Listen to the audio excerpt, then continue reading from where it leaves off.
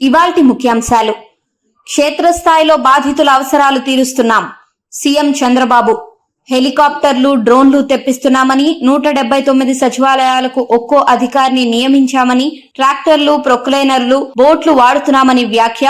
AP SP grey hounds సేవలు వినియోగిస్తున్నామని ప్రకటన. ఖమ్మంలో బాధిత కుటుంబాలకు సీఎం రేవంత్ పరామర్శ. కారేపల్లి మండలం గంగారం తండాలో మృతుల కుటుంబాలకు పరామర్శ. మోతీలాల్ కుటుంబాన్ని పరామర్శించిన సీఎం, మంత్రులు. ప్రకాశం బ్యారేజీ గేటుకు మరమ్మతులు. దెబ్బతిన్న ప్రకాశం బ్యారేజీ గేటు మరమ్మత్తు పనులు చేసేందుకు రంగం సిద్ధం. అధికారులతో నిపుణుడు కన్నయ్య నాయుడు సమావేశం. తెలుగు రాష్ట్రాల వరద బాధితులకు టాలీవుడ్ సాయం. ఎన్టీఆర్ ₹1,00,00,000. త్రివిక్రమ్, చినబాబు, నాగవంశీ ముగ్గురు కలిసి 50 లక్షల విరాళం. యంగ్ హీరో విశ్వక్సేన్ 5 లక్షల సాయం.